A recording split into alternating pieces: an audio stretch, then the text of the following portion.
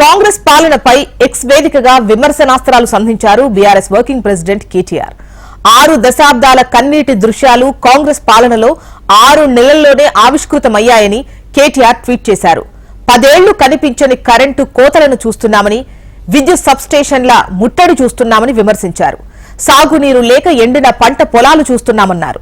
ట్రాక్టర్లు ఉండాల్సిన పొలంలో ట్యాంకర్లు చూస్తున్నామన్నారు. కాంగ్రెస్ తప్పులు ఆగడం లేదని, అన్నదాతలకు తిప్పలు తప్పడం లేదన్నారు. ఈ వైఫల్యాల కాంగ్రెస్ పాలనలో ఇలాంటి విషాద దృశ్యాలు ఇంకెన్ని చూడాలో అని ఎక్స్ లో ట్వీట్ చేశారు KTR.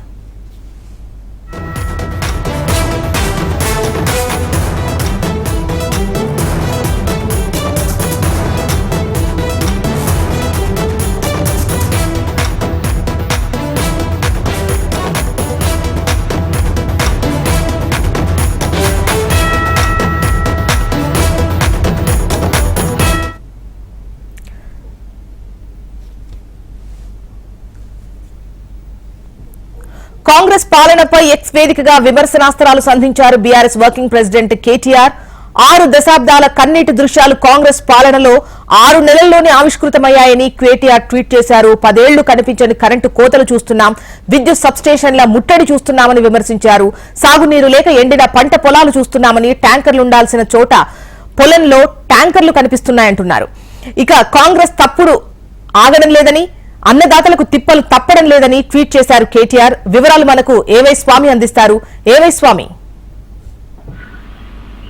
BRS party working president KTR Twitter వేదికగా రోజు కాంగ్రెస్ పార్టీ పాలన పైన, ప్రభుత్వ వ్యవహారాల పైన స్పందిస్తున్నారు. ఈ రోజు నిన్న జోగిపేటలో రైతులు ఒకవైపు జీలుగు విత్తనాల కోసం ఆ రోడ్ల పైన ఒక తిప్పులు మరోవైపు కార్డులు పెట్టిన దృశ్యాన్ని, పట్టాదారు పాస్బుక్లు పెట్టిన దృశ్యాన్ని అనే ఫోటోలో ట్వీట్ చేస్తూ దీన్ని జోడించడం జరిగింది. ప్రధానంగా 6 దశాబ్దాల తెలంగాణలో కన్నీటి దృశ్యాలన్నీ కూడా ఈ 6 నెలల కాంగ్రెస్ పాలనలో మళ్లీ ఆవిష్కృతం అవుతున్నాయి.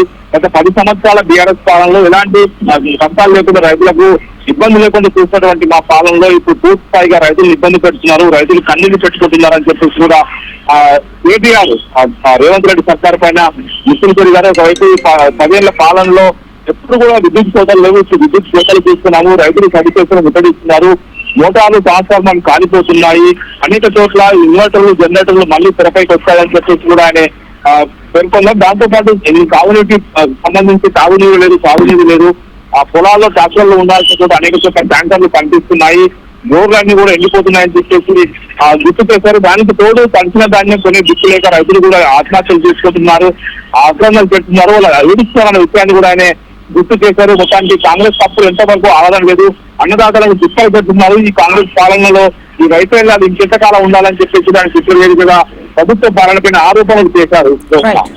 రైట్ ఏవై స్వామి.